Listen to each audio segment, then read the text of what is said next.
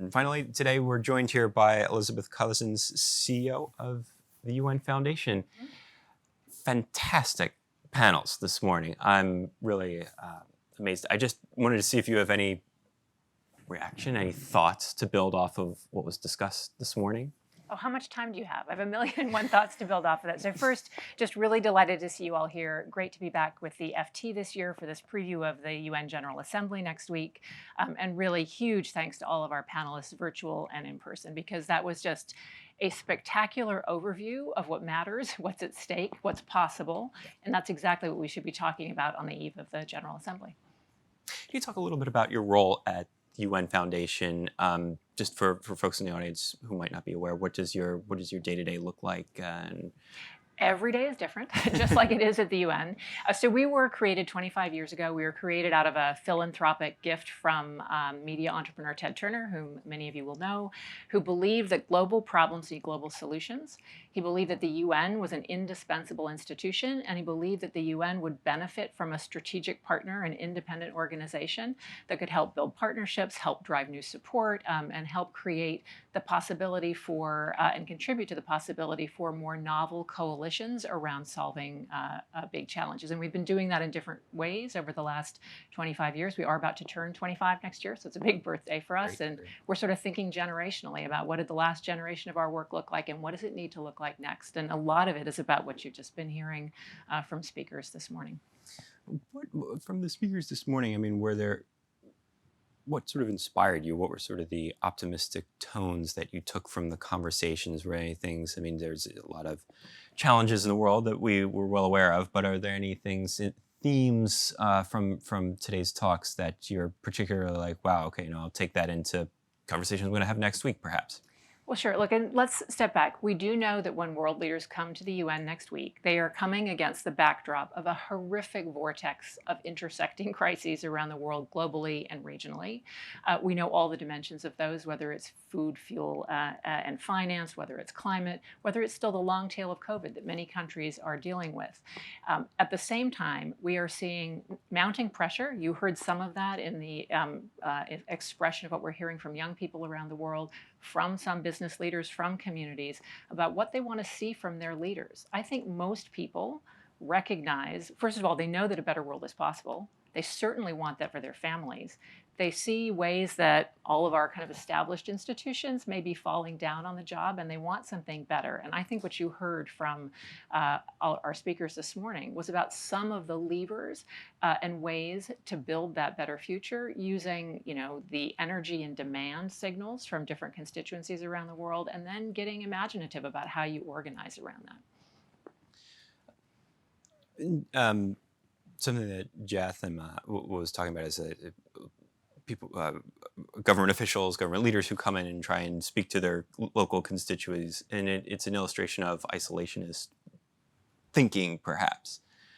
Again, looking ahead to next week, what are some of the things that you're thinking about to overcome that sort of isolationist tendencies? Well, let me step back. I think there are a lot of things to unpack in what you just said. So first of all, I don't think we should expect politicians not to be politicians, right? We all have them. They speak to their constituencies. Many of them have been elected to speak to their constituencies. I don't think that means that they can't also cooperate in international fora. So the whole job of the United Nations is not to cancel out domestic politics. It's actually to enable leaders to come together around issues that unite them, usually, hopefully, because they're the issues that matter the most to their citizens.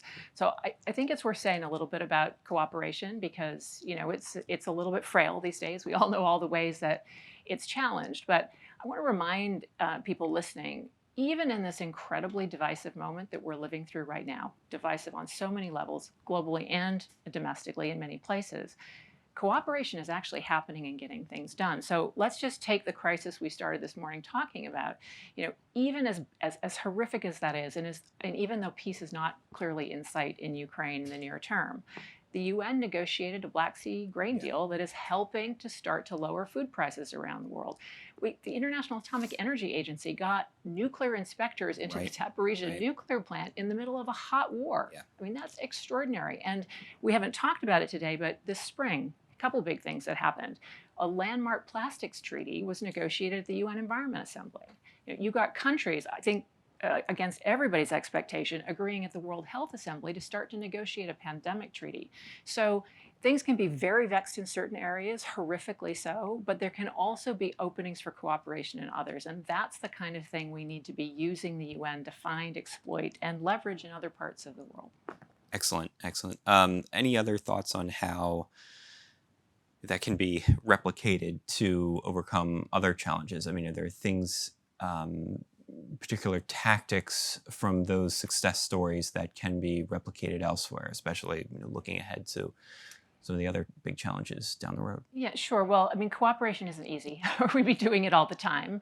I spent the first 20 years of my career working on peace processes. Peace is not made between friends, it's made between adversaries. And so, the job of creating space for cooperation, working on the conditions that make it possible, that's hard and crucial work, because if you look at the global landscape today, if you look at the domestic agendas today, I don't think you can see too many challenges that people and communities face that are better solved by not working with each other. They're all vastly better solved, and some of them are only going to be solved by much more heroic and imaginative forms of cooperation. But we need to do that differently. So what kinds of things should we be looking at? I think first, the UN has actually made really important strides in recent years to open its doors and open its corridors to a wide variety of constituents, of expertise, capacity, resources. So you see the private sector here in a way that you never did 20 years ago. You see young people, still not enough, and not in enough decision-making roles. Clearly that needs to be improved, but much more than ever before. Civil society voices, philanthropies.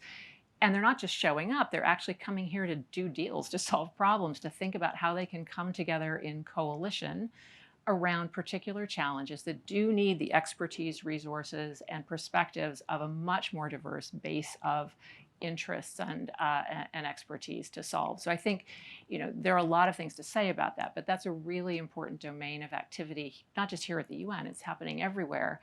Importantly, I think certainly the vision of the current UN leadership, it's something we work on a lot at the UN Foundation. The UN is a big idea. It's a lot of institutions, but it's also about the notion that people can cooperate to solve common challenges. And part of what we need to be thinking about in the years ahead, it's not just doing everything here in New York. Most things shouldn't be done here in New York, but how do you harness the kind of cooperative energy in other places? How do you get much more creative about different configurations of countries, of companies, of constituencies around problem solving? That can come back up and ladder up to the UN if it needs to, and it's part of the larger story of just being effective at modern cooperation and problem solving. So what needs to be done, what can be done to create more resilient networks of global cooperation? How can the UN, private sector, local governments help to overcome some of the challenges that we're facing? Yeah, so a few things I point to. So one is just this whole question about modernizing the base of what the UN means. So that is about continuing to diversify who shows up, leveling the playing field much more than we've ever done among countries and across constituencies. A lot of things to say about that, but it's about really refreshing who the UN what it's for, and who shows up and actually has influence and power. That's one. Second, resilience is a big word and it means a lot of things, but I think we all know we are not just in a world of crises and shocks, but it's going to get deeper and harder. We're going to have to get vastly better in all of our institutions and all of our communities at dealing with the unexpected, or dealing with the expected, but it's bigger and fiercer and sooner than we all thought it was coming.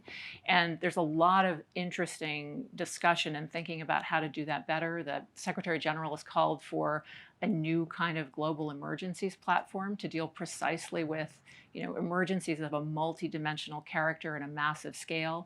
And we heard earlier today from two leaders of this global crisis response group that the UN has put together around the food, fuel, and energy crisis, David Nabarro and Damilola Ugunbiyi representing two of them.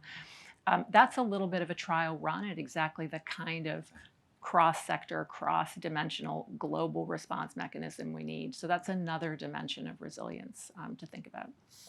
Can you elaborate on that global crisis response group? I wasn't aware of it until the panelists talked about it, but kind of how that got started, and then what sort of the challenges that's aiming to fight could include. Well, this is a massive effort that was set up after the war in Ukraine. Okay. Obviously, there is a whole set of crisis response going on around the war in Ukraine itself, but then the cascading impacts across the global economy, particularly in the food system, particularly around finance, and particularly around fuel, has created this cascade of effects that, of course, we're all talking about. The most acute and poignant piece of that being the tremendous increase in food insecurity and countries on the brink of famine.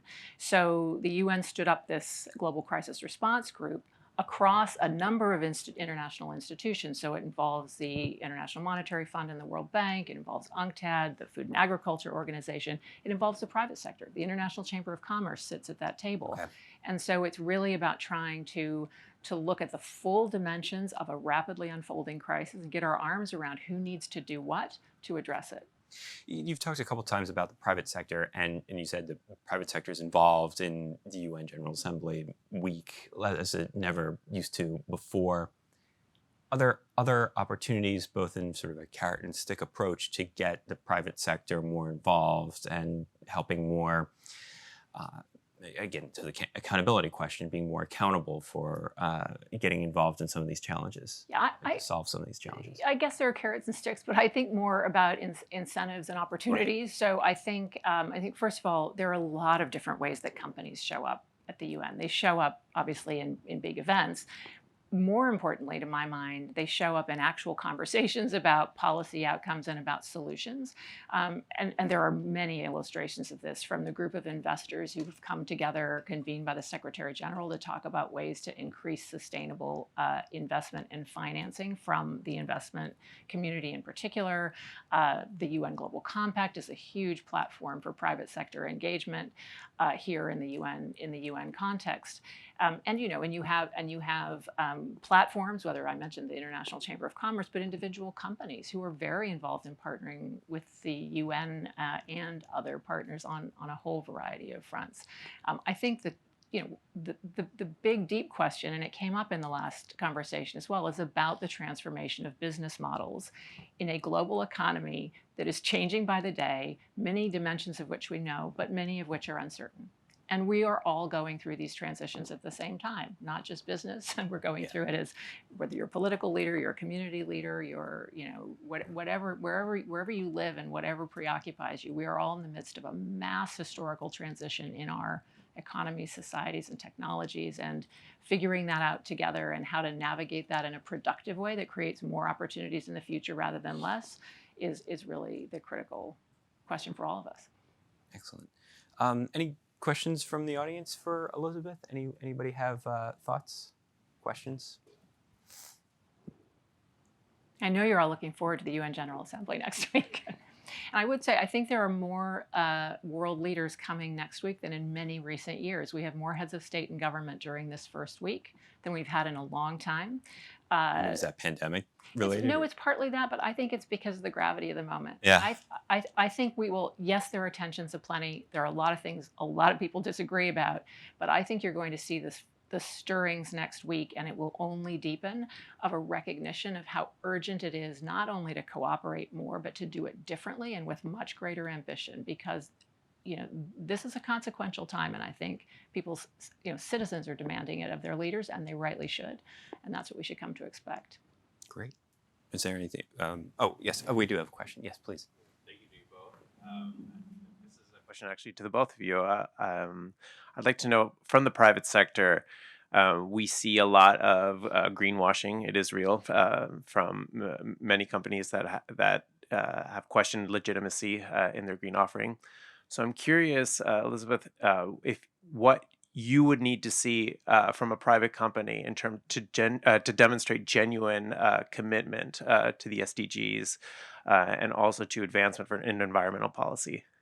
Yeah, data and candor would be where I would start with. So look, I think it's not just companies, it's also countries. I think Jai Athman was exactly right when she said, essentially, we have an accountability crisis that's causing a tremendous trust deficit in a lot of ways. And we have that nationally as well as internationally. So of course, it's a wider set of challenges.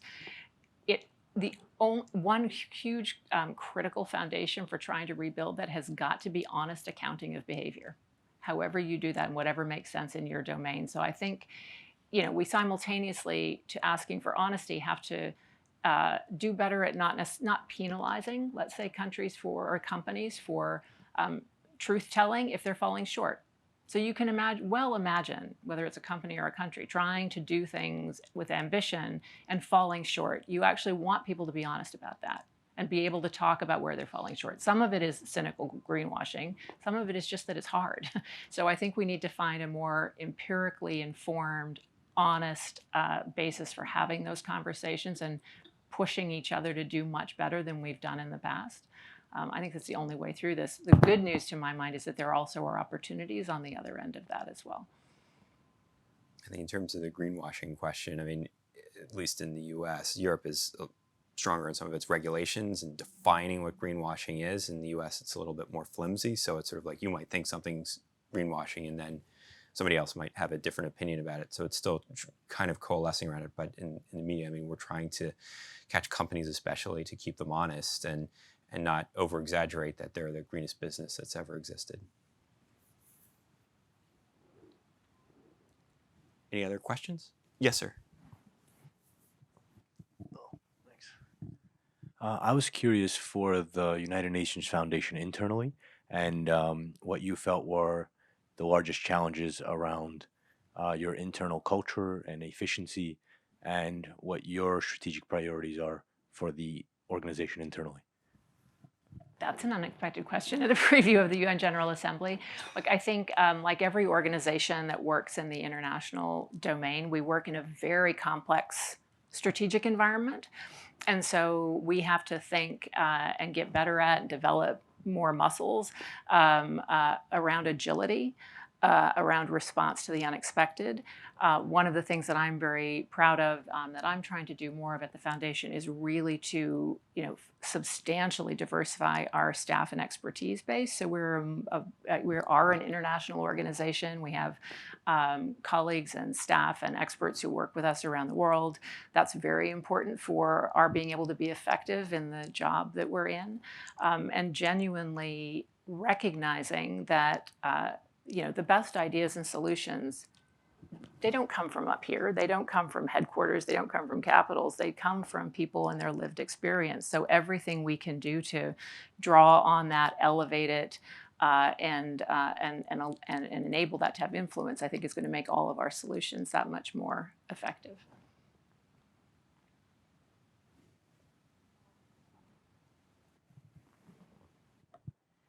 Thank you both for all the amazing insights. Another question from, I guess, the private sector. Do you see currently a link between ESG and achieving SDGs and the value of a corporation? I mean, we've talked about the risks that exist, if you're not doing something. And I've heard from the investment community, there's a push towards ethical investing. But there's also this notion of what is ethical investing. Do you not invest your money, or do you invest and use your shareholder voice as activism to promote change within these companies? And so I'm just wondering, from a value perspective, do you believe that there is a tangible connection between being involved in ESG practices and promoting ESG and the value of a business? And we've talked about, again, capital and the risks, but I just wondered if you had any sort of further thoughts on that. Well, to my mind, this is all about time frame.